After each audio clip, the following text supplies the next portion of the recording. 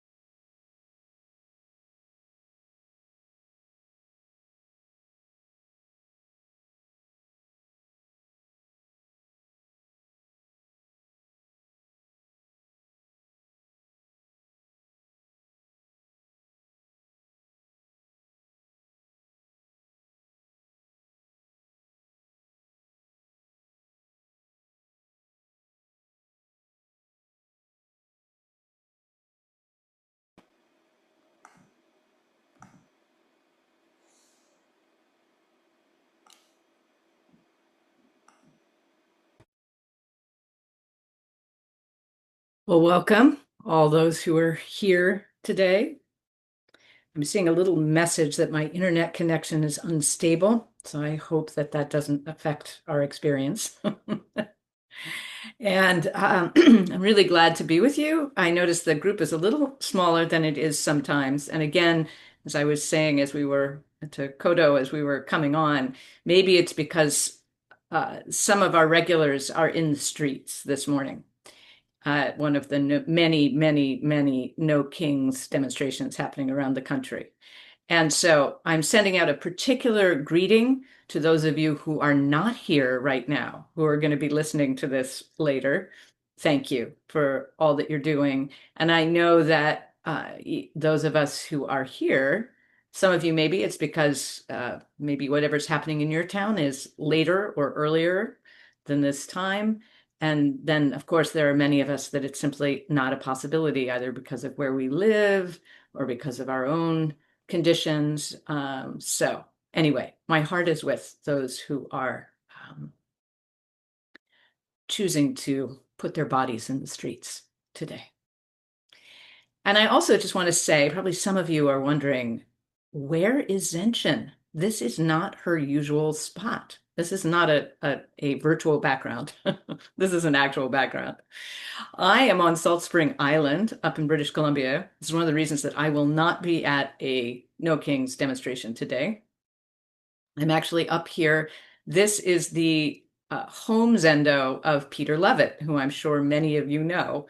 And he invited me up here to do a book reading at the Salt Spring Library from my new book, which is on practicing with chronic illness and pain, called Tend to Your Spirit. So that's happening this afternoon. And I said, I really want to come, but there are some other things I'm doing on Saturday. And yes, Kodo mentioned the Heart Sutra. Yes, this is the Heart Sutra, and this is by the great Zen Buddhist contemporary artist Mayumi Oda. So some of you may be familiar with her work. If you've ever been to San Francisco Zen Center, you can practically not go from one room to another without seeing some of her wonderful um, female imagery, bodhisattvas and ancestors and Buddhas that are all over the place.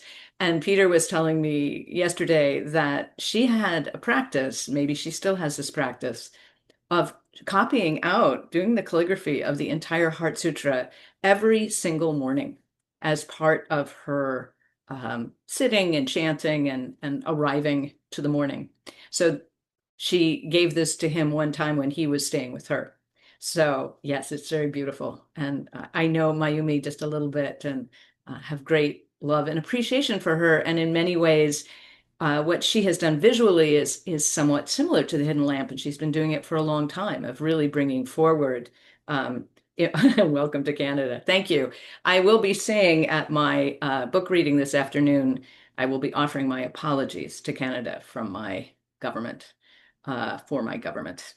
So anyway, that's the story of where I am and why I'm here. It's wonderful to be on Salt Spring. If you ever get a chance to come to magic place. And in fact, tomorrow I will be seeing one of the contributors to the Hidden Lamp who lives on Salt Spring Island, Heather Martin, who is a Vipassana teacher in the Spirit Rock community of teachers, and someone I love and appreciate very much. So it's a special weekend for me. Okay, enough on that. Let's get to the koan. At first, I want to say that, and it's one everybody can say hi from wherever they are too, right? That's part of what we do. That's part of how we make community. So I do want to just say, as Kodo mentioned before we started, or right at the beginning of it when we started, that we are 6 years in. Uh, we know that there's 100 koans, so we actually have a few more years where we before we would ever bring one back, duplicate one. So that's kind of great.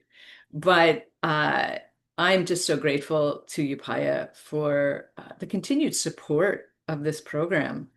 And of course, we were supported by Bonnie for a long, long time, and now we have the director here supporting us. So, although I've also heard he answers phones now and again.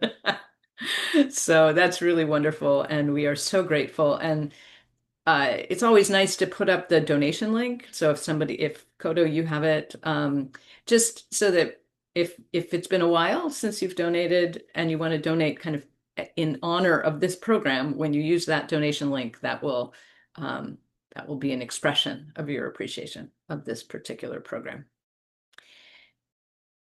And let's see. So we are doing a really interesting koan today, Kakuzan Shido's Dagger. And sometimes, of course, we just dive in, but I think this time I want to say a little bit about it because I think a little context might be helpful. Also, the context is really interesting. So, Kakuzan Shido was a uh, woman of the samurai class, as when we get to the koan, as she says. She was more than just a woman of the samurai class. She was the widow of the shogun. So she was the widow of the warlord, the most powerful person in Japan, who died in battle. And after he died, she was really, really clear that she wanted to practice Zen, that she wanted to ordain, and she wanted to give her life to the practice of the Dharma, which is exactly what she did. And I have been, some of you have heard me talk about this when we have done other koans that take place at Tokei-ji, which is in Kamakura. This particular koan takes place in Engakuji, which is a huge monastery. It's still there, one of the most important Rinzai monasteries in Japan. And of course, Kamakura in the Middle Ages of Japan was the most important place in Japan. It was the Washington, D.C. of Japan. It was where the power was. And it was also where the kind of heart of Rinzai practice was happening. And Engakuji was the place. Apparently, there were over 1,000 monks there. And it was known as a um, ferocious place of practice.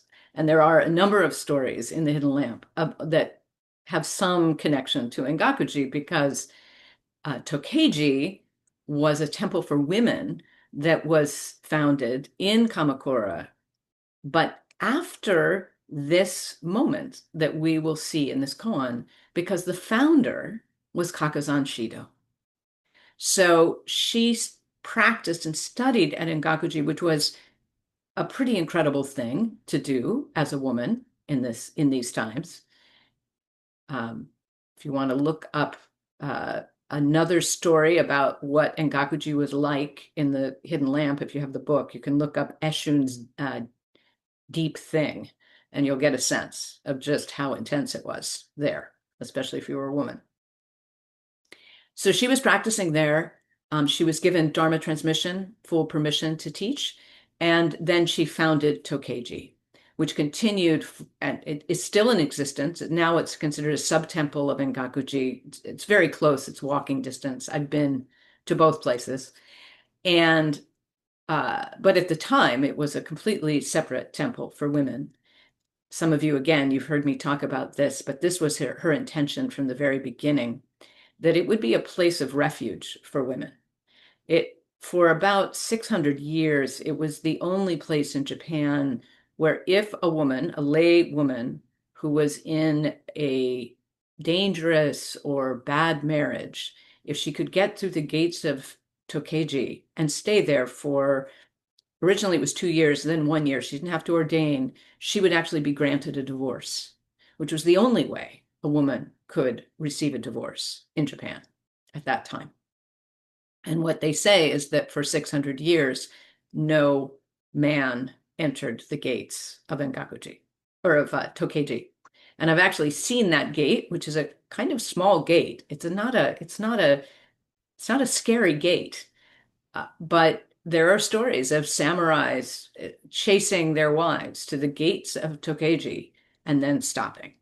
That was the spiritual power of that place. And it, again, Kakuzan Shido was the founder of Tokei-ji. And when I was there in 2016, I discovered that there was a really huge cemetery behind the monastic grounds of Tokei-ji, part of Tokei-ji.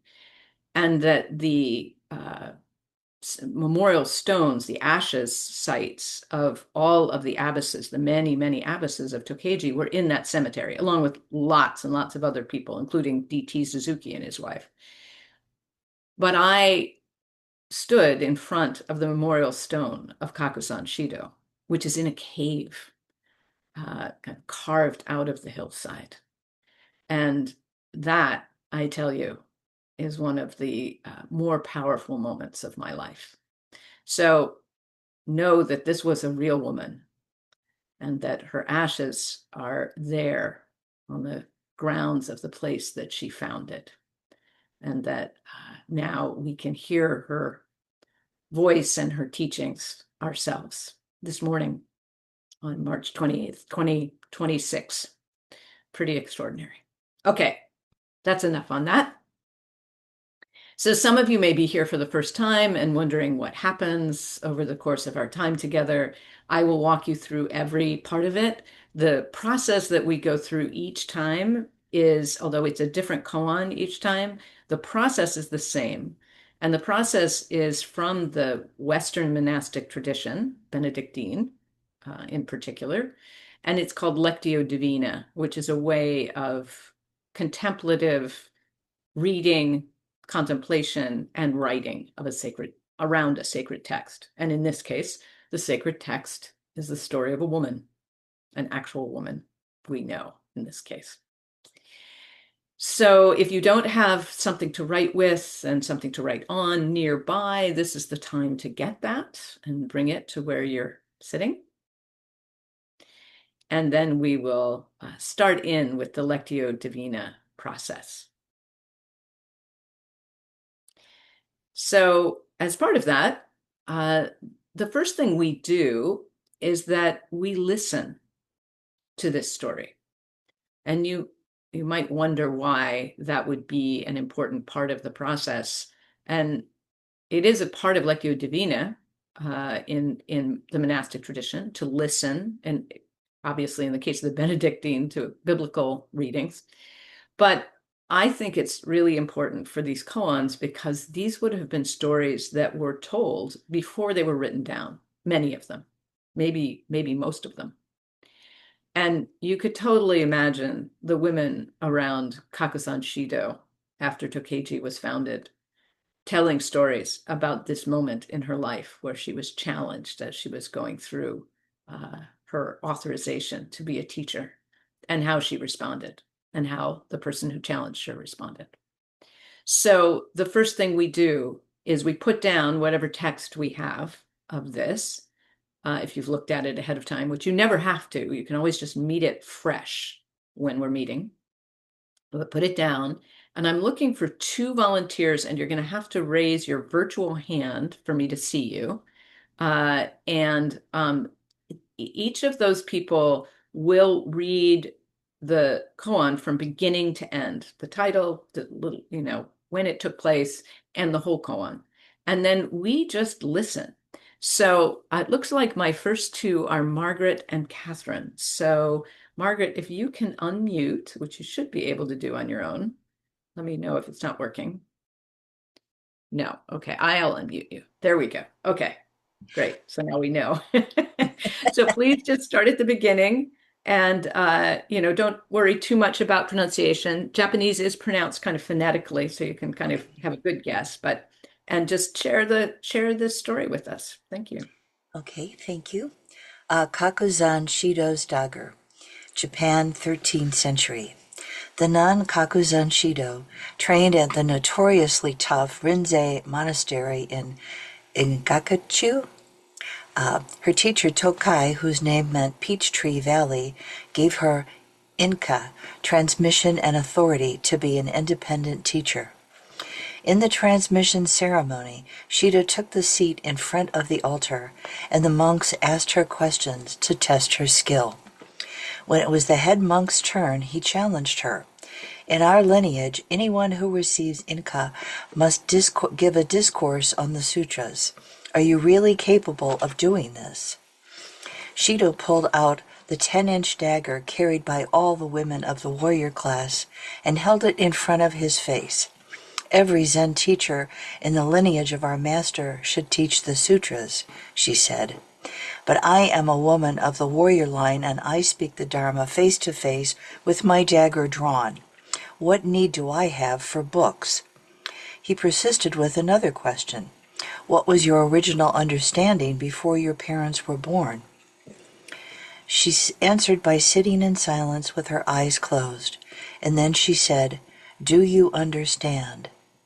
The head monk answered with a verse. Here in Peachtree Valley, a wine gourd has been drained to the last drop. Drunken eyes see 10 miles of flowers. Thank you so And, much. oh, there's one more line. Oh, sorry. I had turned the page.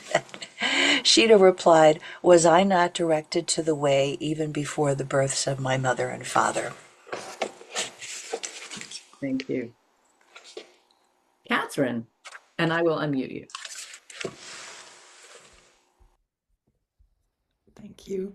I don't have the last line because I have what the Google Doc said, but I'll read what I have. Kakuzan Shido's Dagger, Japan, 13th century. The nun Kakuzan Shido trained at the notoriously tough Rinzai monastery, Engakuji. Her teacher Tokai, whose name meant Peach Tree Valley, gave her Inca, transmission and authority to be an independent teacher. In the transmission ceremony, Shido took the seat in front of the altar, and the monks asked her questions to test her skill. When it was the head monk's turn, he challenged her. In our lineage, anyone who receives Inca must give a discourse on the sutras. Are you really capable of doing this? Shido pulled out the 10-inch dagger carried.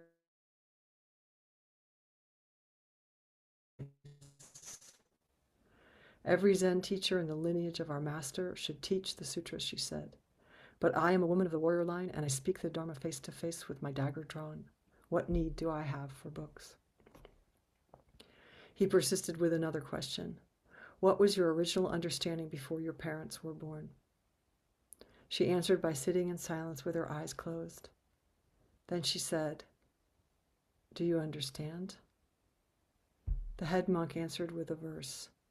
Here in Peachtree Valley, a wine gourd has been drained to the last drop. Drunken eyes see 10 miles of flowers. Thank you. And my apologies actually for apparently leaving off that last line. So what, Kodo, if you can put the text of the koan in the comments or its chat, I will add the last line from text that I have, and then everybody will have that. And Does that I'll work? also add it to the Oh, to the resource page. the version that's up there. Okay, that'd be great. Here, I'm going to go find it. So what we're going to do now is that, so you should have it in some form. Probably a lot of you have books. So you can, and maybe we could, anybody know what page in the book it is? That would be helpful for someone. 320, Okay, I think. 120. Is that right? Um, and then I will add in that last line. Oh, I just. And Oh, sorry, wrong page. 263. I'm in the Kindle. I thought it was the same, but it's not. So what we're going to do, give me a moment to do that, but then we're just going to sit with, I mean, there's a lot going on. This is one where there's quite a bit of dialogue, quite a bit of action. So we're just going to sit with the whole thing, which means that you start at the beginning, you read slowly, you read with a real sense of being connected to your body as if you are sitting in zazen. In fact, if you can be sitting in zazen with the feeling of whatever posture you take when you sit zazen, that's really great. And when you get to the end, just like at the end of one breath, you go back and take the next breath. After you get to the end of the koan, you just come back and read again. As I said, it helps to slow down a bit. So if you can read slowly and with a lot of awareness, in a way, what you're doing is that you are meeting Kakuzan Shido and her drawn dagger right now on this day. So that's what we'll be doing, and I'll find the rest of that text and add it in. Thanks.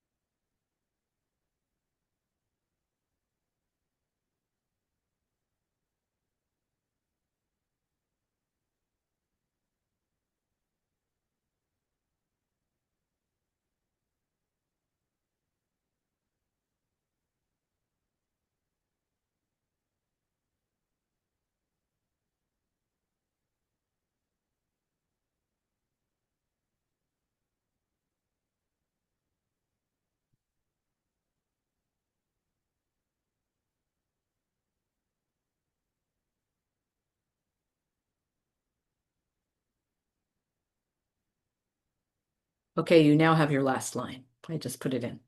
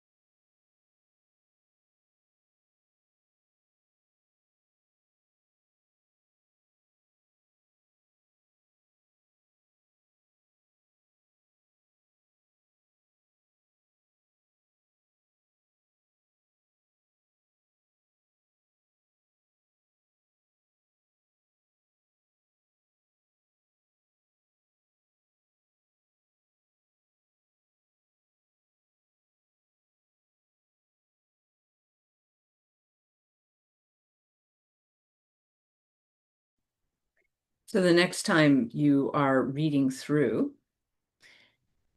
start noticing if there are certain parts of this story that you have a particular resonance with. You don't need to know what it is or why it is, but you might feel something in your body. You might feel a sense of um, sort of recognition or shock or delight or horror, whatever it may be. Notice if there's something that's grabbing you in this story, and just notice it. Don't need to do anything with it. Continue to read all the way through, come back up to the top. Just notice, and people experience this in different ways. It might be that the text sort of feels more vivid to you. Again, you may feel something in your body, whatever the response is. And it could be highly positive, highly negative. It doesn't matter. Just notice if there's something that comes up for you in some part of this story. And I'll give you a couple of minutes to just have a chance to read it through and notice what might be there for you.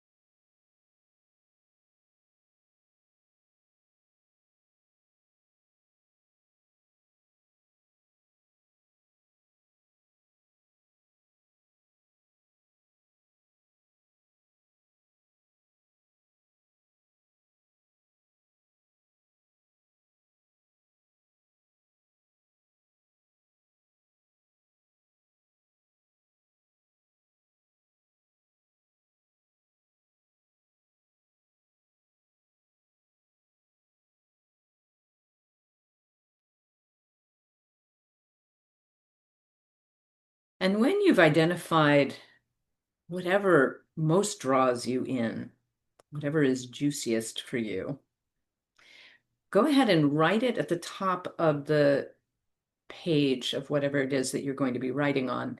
And it needs to be relatively short. So it could be as long as a sentence, it could be a phrase in a sentence, but you don't want a paragraph. You want it short because you want to be able to remember it without having to continually refer back to the text itself. So see if you can condense it down without changing the meaning. You want to use the text that's there, but short. Could be as short as a single word. And if you have two things that you are really interested in, choose one. Just choose one. Whatever it is, it will be perfect. And if you don't have a big response to anything in this koan, in this story, then just choose something and trust that whatever you choose will be right. And then just whatever it is, write at the top of your page. I'll give you a moment to do that.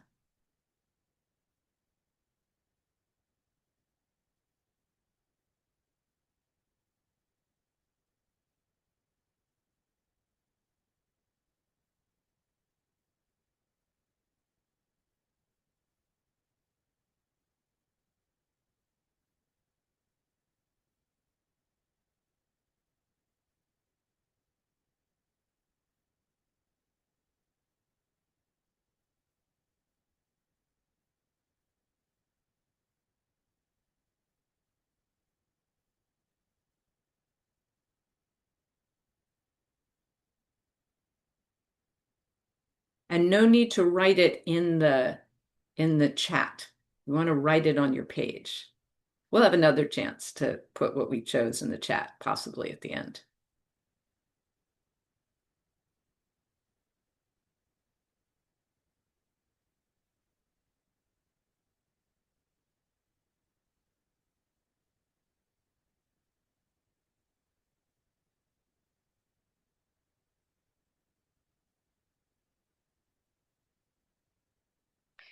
And now, the most radical part of this process, in a way, is that you're going to forget about the rest of the story, including what, I mean, obviously you can't completely forget about it, but it's not relevant. Either the rest of the story or even what I shared with you about Kakuzan Shido's life and her founding of Tokei-ji, you're just going to sit with this phrase. And this practice, of course, these were Rinzai Zen practitioners. A big part of Rinzai Zen then and now was sitting with phrases from koans. Only it would be something chosen by your teacher. So in this case, you've chosen it. Your own teacher has chosen it, your inner teacher. And so you just let the phrase be without all the rest of the background, the cultural background, the religious background. You're just sitting with the phrase that you chose. And so to sit with a phrase, there are various ways you can do this, but what you want is that phrase to really be at the center of your awareness. And when your mind wanders, the way it does when we sit in meditation, you just come back to the phrase itself. It might be helpful to imagine the phrase riding your breath or being deep in your body, in your belly, in your hara, or moving through your bones, but you're just with the phrase. You're not trying to figure it out. You're not trying to know anything about it. You're just with it. So we'll have some time of silence for you to do that practice.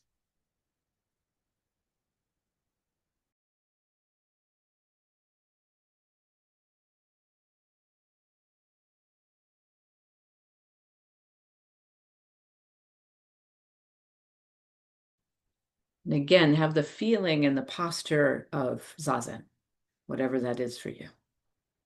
And hopefully, again, you chose a short enough phrase that you don't have to keep looking at it. You can just have it inside you.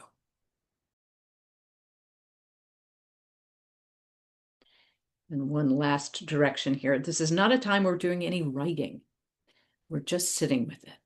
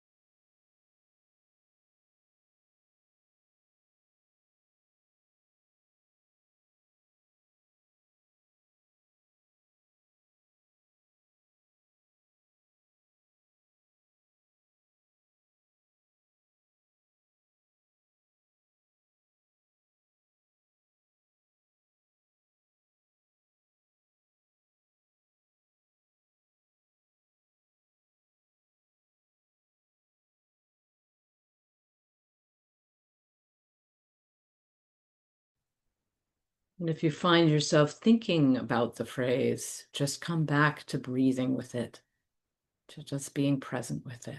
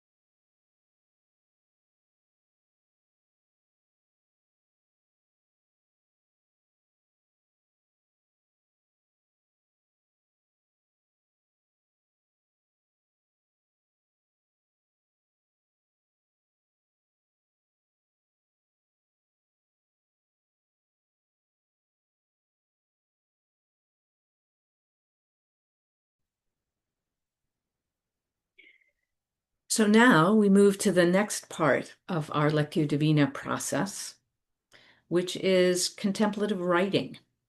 So we really maintain that sense of connection with the body, awareness, slowing down, but we do that as we write.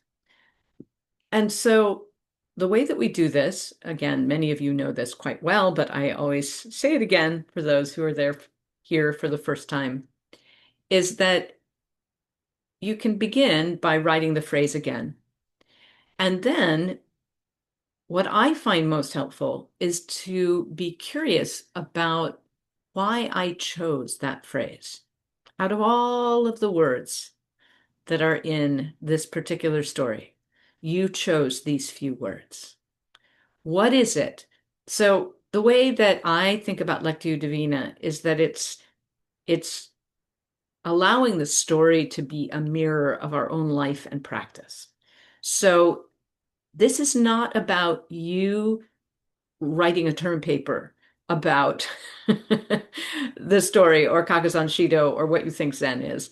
This is about what does this story say to me in my life, my practice right now, through these few words that I chose. You're not looking at the whole story. You're just looking at these few words and you're asking yourself, why did I choose these? What's going on? How does this relate to my own life? If you find yourself wandering into an exposition on Rinzai Zen in the 13th century, please bring yourself back to the personal, to your own life. We had to keep telling the contributors to the Hidden Lamp the same thing. It's very tempting, but try to really stay with your own experience. And what'll happen often is that, and just keep the, as Natalie Goldberg always says, just keep that pen going, keep that pencil going. And if you run out of things to say, and you think we're going to have 20 minutes for this. If you run out of things to say, write the phrase again and see if that takes you into a deeper connection. And then keep writing until you run out of things to say again and write the phrase again. So that's what we'll be doing for the next 20 minutes. And please stay close to the screen because I'll offer, you can have your video off, but I may offer some suggestions over that time. And enjoy what you discover about your own life. Hopefully, there will be a surprise in some way in this exploration for you. Okay. And I'll be here if you have any questions, but that's basically what we're doing.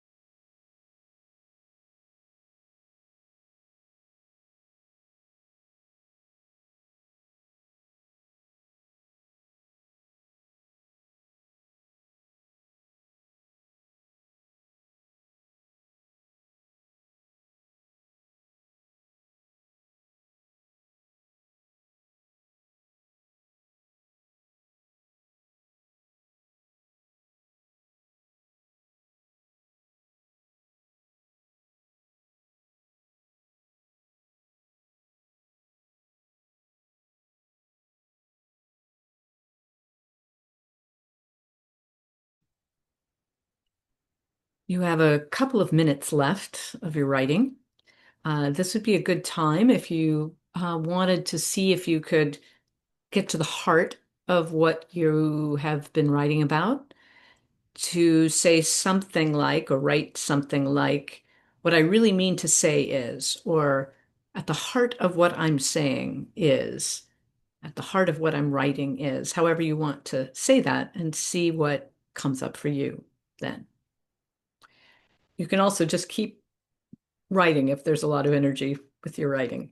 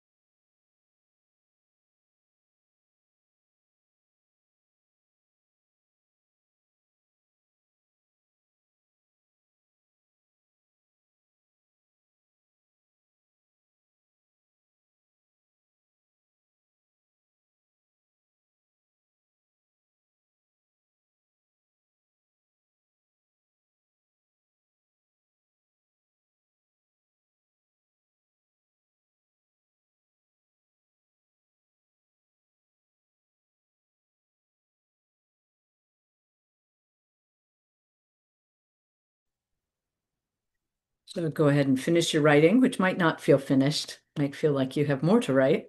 That's fine. There's other opportunities to keep exploring this. I'll give you a moment.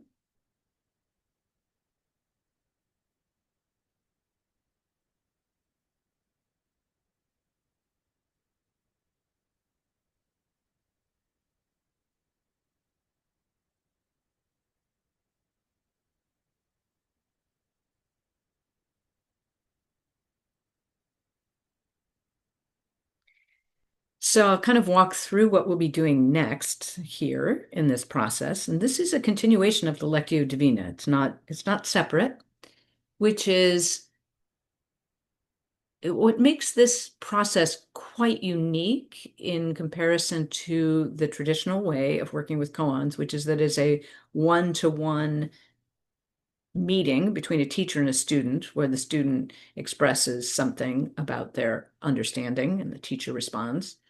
In this case, what we do is that we come together in a small group and each person shares. Each person has 5 minutes and you can share something that you wrote, some part of what you wrote.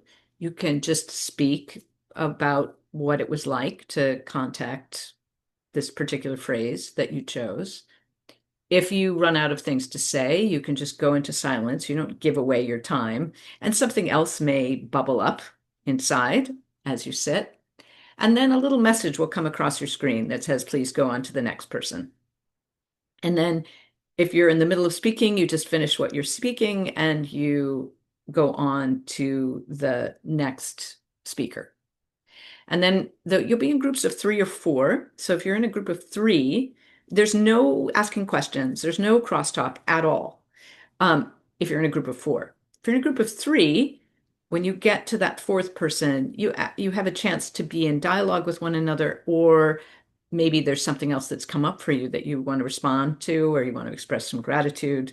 And that's the intention of, so it's still, we're still in this contemplative, deep listening, speaking from the heart kind of space.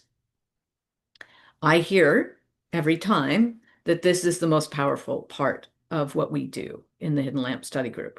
However, there are people who just, and it's fine to have your video off, but even with that, if you do not want to participate in this, that is completely okay. And you would leave right now. I won't say anything more that you'll miss, but you'll come back in about 20 minutes and we'll open up the waiting room for you so that whenever you come back, you'll just be in the waiting room and then we'll let you in as everybody else is coming back in. So, off to a march, there's a good reason. So, go ahead and we'll just kind of watch for the numbers to drop until they stabilize. And then we'll open up the groups and you'll be in, again, groups of 3 or 4. You're speaking from the heart. If you're listening deeply and thoroughly. You are not either in your head or out loud offering commentary on what people are sharing. And then you'll get a little bit of a notice that you have 60 seconds, I think is how it's set, for the last person, and then it will automatically close. So yeah, I love that there are people off to No Kings. That's great. You can always listen to the recording to hear what some of in the large group, what some of the people share. Okay, how are we doing? Are It's still are we ready to open them? well, it just dropped from 67 to 66. So Okay, let's last just see if chance. last chance to leave. If you don't leave, but then you don't show up for the group, it can be rough. We don't want somebody alone because the 3 other people just have wandered away from their laptops or whatever. So that's still dropping. It's at 65 now. So we'll see. We'll see what happens here. All right, you're all in. Okay. Here we Yeah, go. here we go. So you'll need to click the join button. It's all automatic. Oh, is it? Okay. Oh, good. Now I'm going to go to host tools and enable waiting room. So anybody that comes in now will go into the waiting room. So you can see that we're the only ones that are here now because they're all in their things. And you can see here in the breakout rooms.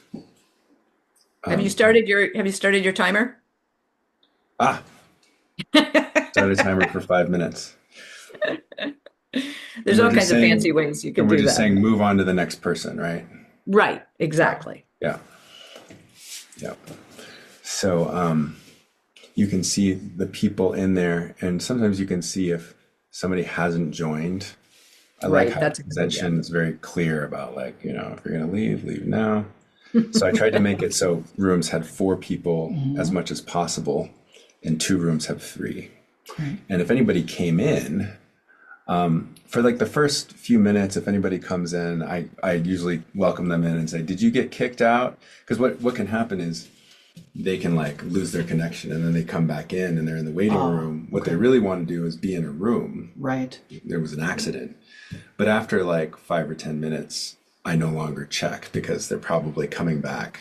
Those 15 or so people who left are probably coming back to be in the waiting room. So that's kind of the flow there. So if someone just shows up in the waiting room, you say, hi, did you get kicked out? Exactly. But you can't actually, they can't message you back. No, right? I would welcome them in to this room and say, and then hey, ask. Right. what's the matter you? Yeah. And Yeah, that does happen actually. It's funny for some reason that if they even have just like a little glitch in their internet, they'll get knocked out of their room. Right. Yeah. Cool. All righty. Well, Such a good. such a vivid koan. I love it. Oh, And it's so great. Were you with us when we went to Tokei-ji that time? We didn't go No, together. I went No. on my own. That's I did right, my that's own right. pilgrimage. You went to Yoshi. Tokei-ji. How cool is that? Yeah, Was we that all that went last to that. trip that I Yeah. didn't go on because I couldn't Right, afford it? right. And I wish I would have known about this koan, thinking of sitting there Oh, because they showed us the maybe the that was a cemetery. different place. We definitely went to the cemetery and we saw Suzuki's kind of plot. And Yeah. who was it? Blythe or who also had a plot there? Well, no, Soen Shaku. who but was, there's a Westerner poet. I can't remember if it was oh, well, let's Blythe. read a minute. Yeah, it might be Blythe. That would make sense. D.T. Suzuki and his wife actually lived there for the last part of their lives, which is why they're buried there. Wow. Oh, Um, but yeah, no, it's an incredible place. Roshni and I have done a little bit of talking of it. Just doesn't look like I yeah, can R.H. Blythe. figure. Yeah, oh, is it R.H. Blythe? Yeah, Yeah. I think I missed that. I did find the D.T. Suzuki grave. I'm actually so at the end, I actually have an album of a few photos from Oh, great, Tokei-ji, including the great, great. cemetery. So I thought Oh, should I I've find the got one that. of us? Uh, Oh yeah, that'd be cool. where? I'm so glad that you went there. I desperately want to do this, like women's, like going to the women's sites in Japan that are connected to the Hidden Lamp, and Totally. um, but it just doesn't seem like there's anybody who's could kind of support it on the Japan side that I've been able to find. So too Yeah, we bad. had our own issues with that too. We had a whole trip planned and just got canceled, I think. Oh, really? See, I'm looking at I felt a little better about not being able to do it. It was a third of my income for the year, so I just couldn't do it. And I was talking to Peter, and he was like, "Yeah, I told God, these things are getting expensive." So that yeah. was funny. But but you mean doing it with us? Yeah, it was eight thousand Oh, dollars. I couldn't afford that, I or bet we could. I 7,500, bet we something could like that. figure out a way for you to come if you really wanted Yeah, to come. I'm making a little more money these days too, so thanks to the generosity of Zen students. Yeah, yeah, that's wonderful to be supported. It Let's is. find that image. Oh, that would be cool. Yeah, I got mine waiting here. Okay, how are we doing on our 5 minutes? Are we getting close? 48 seconds. Okay. I'm really loving this format. Wow. Yeah, It's Jody's really never done it powerful. before. Wow. Yeah. Wow. Yeah. Yeah. Yeah. It's a really amazing thing, actually, what happens. Well, the thing that I really love about it, which I didn't say today, is that a lot of people are a little afraid of koans. They're kind of scary in the sense that you feel like such an idiot and you don't understand them and you think of like, scary Zen teachers with sticks and all of that. But this process actually makes it accessible to every single person, no matter what their experience is, whatever that they can know nothing about Zen, and they can still connect with something in one of these stories. So that's what's so cool about it. I'm finding that as a beginner. So thank you. Okay, so Yeah, now, yeah. so we've got our timer. So I go, do you want me to say it or No, we put write it it? in the you write it. Okay, so I click broadcast and I broadcast Got it. message and I say, please move on to the next person. It sometimes helps to say like second person, just Second so person. everybody's kind of keeping track. And then third person and fourth person or speak among yourselves is the final one. So I'm going to go get some more green tea and chat with Wonderful. Yeah, it looks like Peter. nobody came So into the waiting room, so that's great. Wow, we've got good. the next timer going. They would Yeah. show up here under waiting room. So, Okay. all right, So thanks, Enshin. you All right. just We'll said keep doing that, Thanks. or that. we just. I will be back. I promise. Yeah, and maybe you can do the next one. I'll come show you. Okay. I'm just gonna.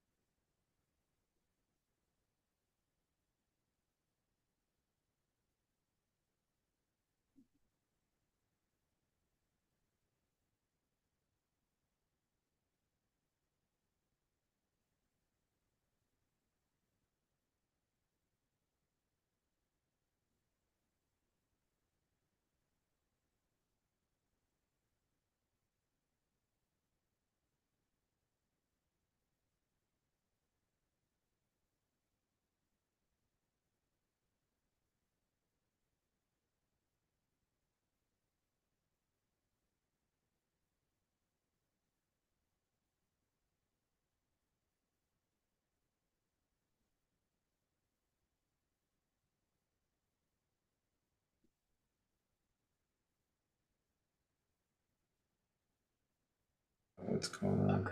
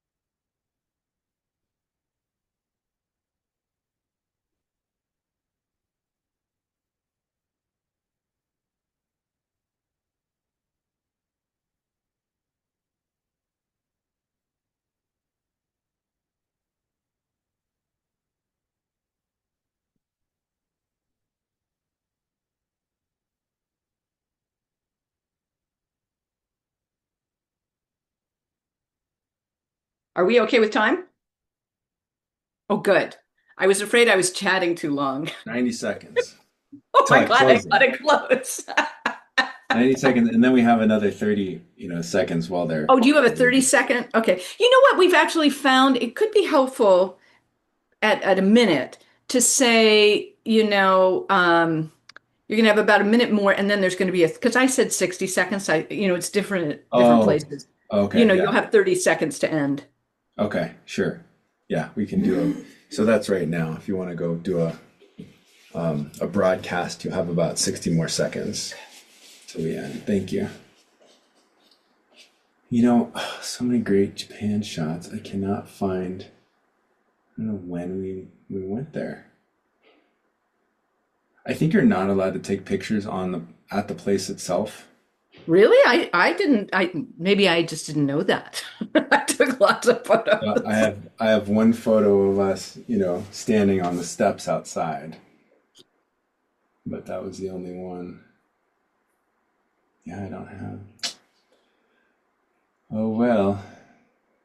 Oh, that's a shame. Well, the steps one might be nice. Yeah, I can't find it. What a fun trip. I didn't know you went to Kamakura. That's my favorite place actually in Japan, Yeah, way above Kyoto, yeah. because it's so walkable and it's so intact. It's like an intact medieval Japanese city. All right, So I'm closing the really rooms. okay. All right, I'll stop chatting. Oh, you can chat. All right, we did timers.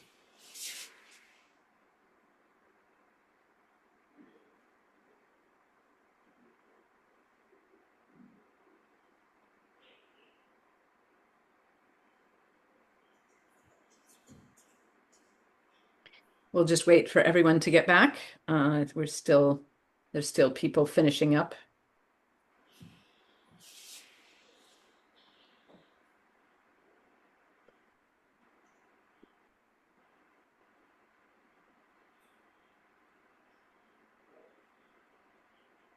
Okay, I think we're all back. Well, I hope that that was wonderful, whatever it might have been. A couple of things I just wanted to mention because I could forget at the end. One is that if you do have a copy of the book, I really recommend reading the reflection for this one because it's by a really extraordinary woman in her own right, Laura del Valle, who is Mexican. She's a doctor. Um, any of you who have maybe been connected with Everyday Zen know that for many, many years, Everyday Zen has done their Rohatsu Sesshin down at Mar de Jade, which is run by Laura. Um, and that supports a free medical clinic in this fairly rural area of Mexico. But her story of her own moment of being a warrior who protects women is a really, really powerful story. So I highly recommend it if you do have the book. Just wanted to mention that. The other thing I wanted to mention is if you are curious to see some photos from Tokei-ji, I just put a link in the chat. Don't get too distracted by this, but I just put a link in the chat, which I think will work. If it doesn't, if somebody tries it and it doesn't work, let me know. But I think it should work of my photographs from Tokei-ji, including a picture of Kakuzan Shido's memorial stones in a cave and the cemetery. One thing to know is that there is a particular shape for memorial stones for nuns. And if you see this kind of rounded stone with a little peak on it, that's one of the abbess's stones in the cemetery. But you can kind of see what it looked like. You can see the gate. It's not a huge number of photos, but I just thought you'd be interested to see. The link works. Okay, great. So anyway, enough on that. So we have a little bit of time to just anybody to share, not the whole thing of what you read, because that might take up most of the time, but some pith, some important essential piece of what you wrote. So if you're interested in sharing out loud with the whole group, what I always say is both and I heard someone say that the small groups were really great. But in a way, what happens, even though someone is just writing from their own life and practice, and they're just writing about this one phrase, somehow, as you hear all these different responses, it's like the koan kind of comes alive and becomes multidimensional as it's seen through each person's experience. So I invite you also to share in this big group because we're just getting more of that, right? As people share. So if you'd like to share, please just raise your hand, your virtual hand, because there's too many people for me to see your physical hand. And we'll just hear a little bit of what you experienced. Great. Okay. And I think I've got to unmute. So Mary Ann, you will be the first person. There you Thank you. Do you want me to make it so they can unmute themselves? No, I can do it. Easy enough. Okay. So good to be back. This was such a deep koan, and my small group agreed. There was so much in there. I'm going to be writing about this for quite a while. And we all chose in my small group the same last line. The last line of the koan was, "I not directed to the way even before the births of my father and mother." And I'll just read a little. I didn't write a lot, to tell you the truth, but I'm going to keep writing. But I wrote, "The original face and home where I belong and where I have been directed to is the royal road. I did not choose this way randomly. Rather, it chose me. The direction of this path is older than my family's birth and older than my own birth. It is timeless, ageless, and nonlinear. My understanding may be limited, but this original home is not separate from everything and everyone. It is my belonging." Thank you. Marianne, if you were willing to send that to me, I can explain why. I would be most grateful. Really? Yes, I will put it in. I'll put my Yes, my please. email in the chat. Okay, there you go. All right, Catherine, please, I will unmute you. Oh, okay. Thank you. We all chose, four of us, and we all chose completely different things, by the way. So that was interesting. So really, it's just before. There were other parts, but it's really before. Even before Catherine, there was I sitting in the temple, dagger drawn, breathing, even before. Who was there? Who? Where? Life comes and goes. The sky is brilliant. Trees reach toward it. I am not here anymore. I am gone. Do you understand? No, I do not understand, will not understand, refuse to accept that all beings die. If I was here, drawn to the way before, she does not die. Only Catherine. Before, and then B and the number 4. Which 4?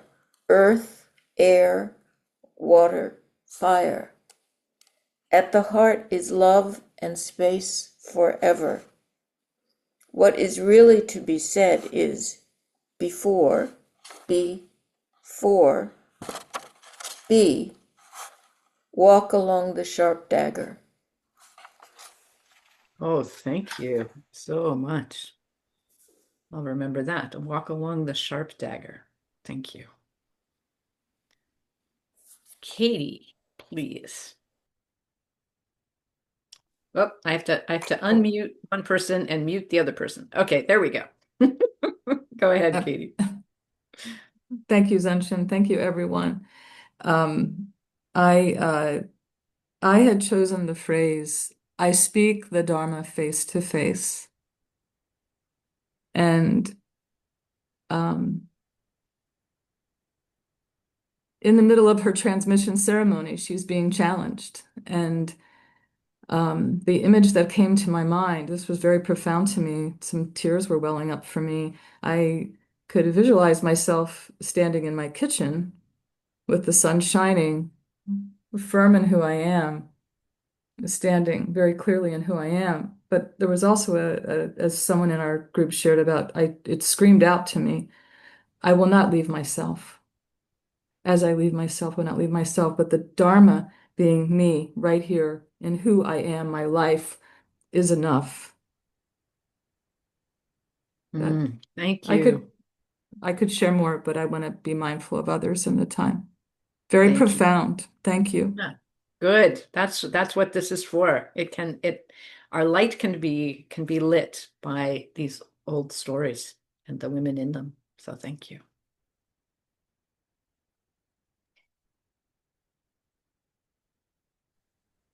Carla. Oh, I'm unmuted. I chose drunken eyes. Father, your blood is wine of the old country. Before you were born, Frances carried you across the ocean, planting her fruit in the steel mill soil, tarnished with broken backs and burning with eyes of fire. That's just part of it. There's much editing that needs to be done. Thank you. Thank you.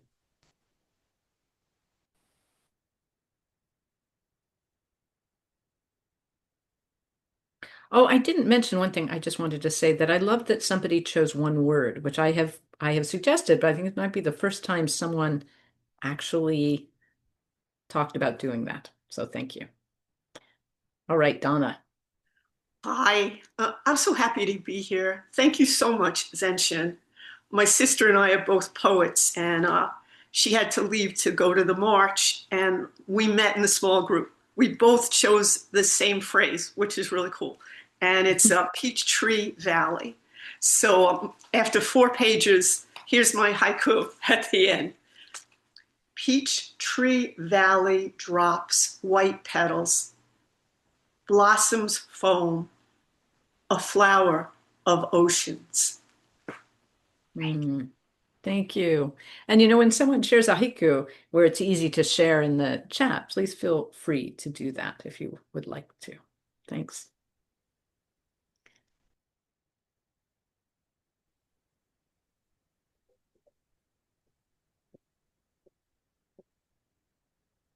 I chose the phrase, the sentence, I am a woman of the warrior line, and I speak the Dharma face to face with my dagger drawn. I can't help but say that I'm influenced greatly that the No King's March is happening today, and I think about all the women who are out there. So I wrote a long poem with many stanzas. I will just read a couple of them. All women are called to be warriors, even if we don't know it yet. Even if we were brought up with the book of etiquette and how to be a perfectly obedient woman for a man. All women are called to be warriors, to speak the truth to power in times of violence and uncertainty. All women are called to be warriors as we speak the truth for the earth and all species. All women are called to be warriors, to stand together, shoulder to shoulder, to speak the truth face to face with daggers drawn.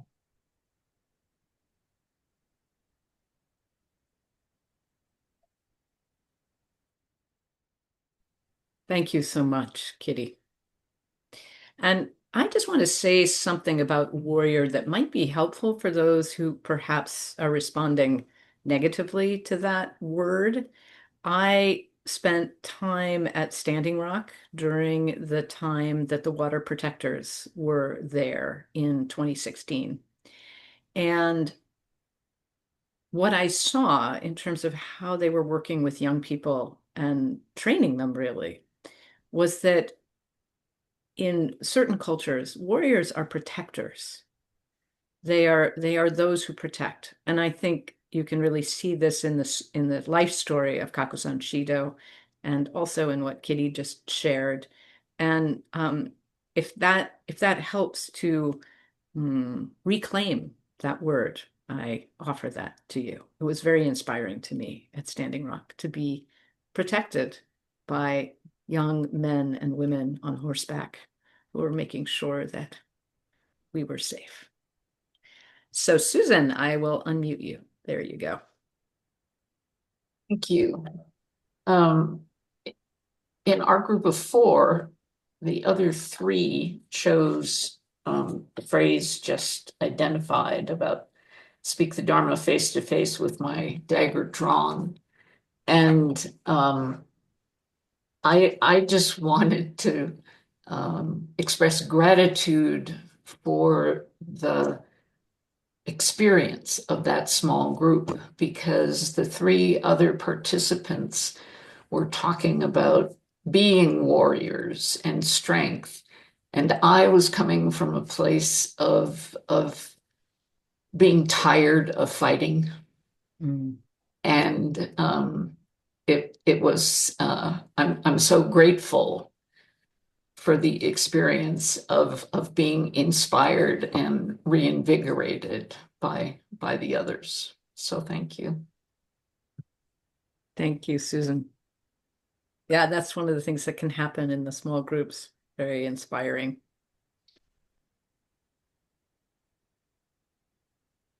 I'm unmuting you, Catherine. There you go.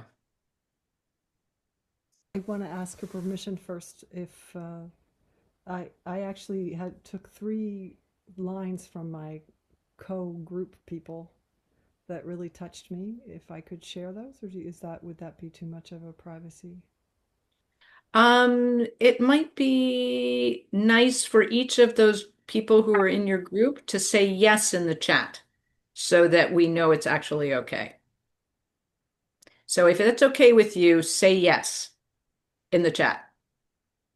We'll watch for it. I didn't say that we do kind of treat it. Okay, you've got a yes from Kara. So there's one. A yes from Mary. And if we don't see another yes, then I would just share those two. I don't know if you remember who said what, but Do. yes, you've got three yeses. Okay, you're a go. I'll do it in the order that they came. I realize how capacity and courage are so intertwined.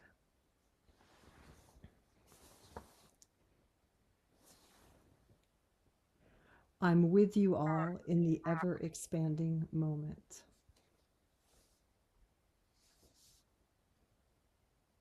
And the last one, my mother taught me, now I am teaching my mother. Thank you. It was lovely. Thank you so much. So I'll say one thing, and apologies if this is triggering, but it's true. That's been resonating with me this morning is something that I read, a quote from Peter Thiel, who some of you probably know is one of the architects of our this ideology that has become so powerful in our country. And ooh. Okay, there we go. For some reason, things disappeared for a moment. But it was a quote where he said, really the last time that America was great was the 1920s. And actually, this is pretty funny. He actually said before women had the right to vote. Well, of course, women got the right to vote in 1920. So he didn't even have his history right. But, I was thinking, wow, imagine that. To think that women having the right to vote is like a sign of, a degeneration. And so, yes, we do have to be protectors and warriors. Kathy, I think you're going to probably get the last word here. I will unmute you. Well, God, when I heard that, I had to say my woman's point of view. I focused on miles of flowers because women see beauty in the world and we form sangha with pollen going around and sharing and connecting with everybody.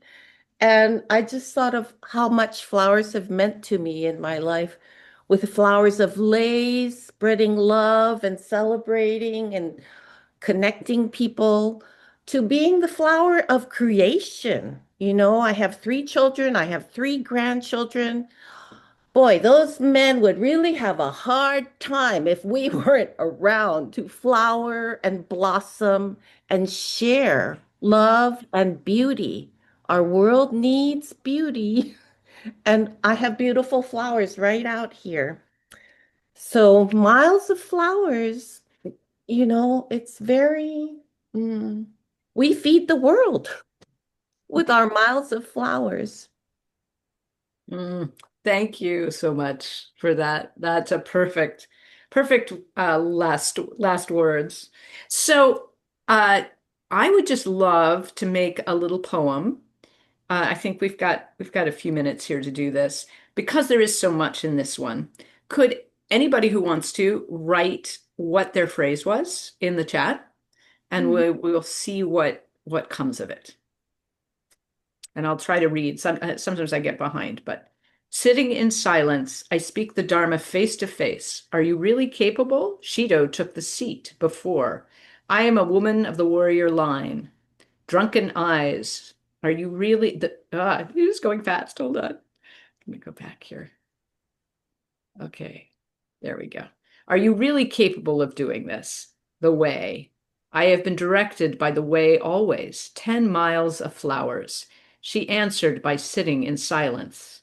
I am a woman of the warrior line, directed to the way, directed to the way.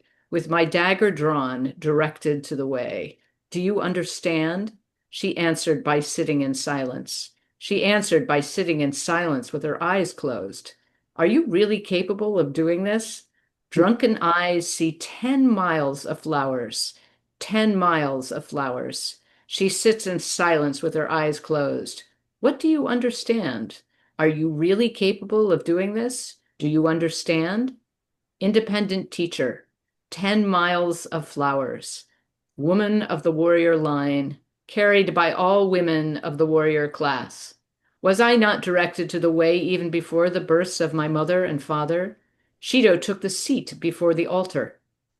Peach Tree Valley, and I speak my Dharma face to face. Was I not directed to the way? Drunken eyes see 10 miles of flowers, with my dagger drawn. I speak the Dharma face to face with my dagger drawn. What need do I have for books? So that's the poem we made. That is a great poem, I'll just say. A really great poem. So thank you all. And just a reminder that there is a Facebook group. I probably would be putting Kodo on the spot to have him find the link in time, but if you have it, that's great. So you can always add something that you either didn't say in the large group, but that you might want to share, or a haiku, or whatever that has come up for you in the Facebook group. Do you have it, Coder, or do you want me to find it? I could probably find it pretty fast. Okay. Let me see if I can find it.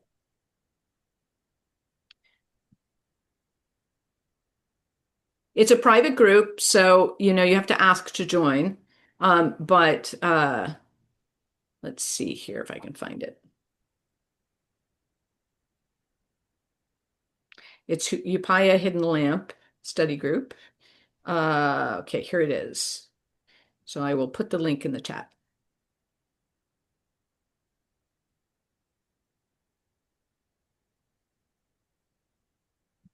All right. So for those of you who are not part of it, and it can stand Facebook, apologies. I did just hear of a new Canadian social media group that is nonprofit, and I'm intending to see how it works and see if we can form groups there. But for now, there it is. And thank you all. It's always wonderful to be with you. I am just so delighted with all that came up with this. And some of you know that when I've done retreats, we sometimes do skits with these. The next time I do a retreat, we're doing a skit on this one. Let me tell you, it would be really great. So thank you again. Thank you, Kodo. Thank you, Jody, for shadowing. And especially thanks to each and every one of you. You can unmute and, oh, you can't unmute. Never mind. You can say goodbye in the chat. Sorry about that. We can all wave. We can bow. Thank you. Thank you. Thank you.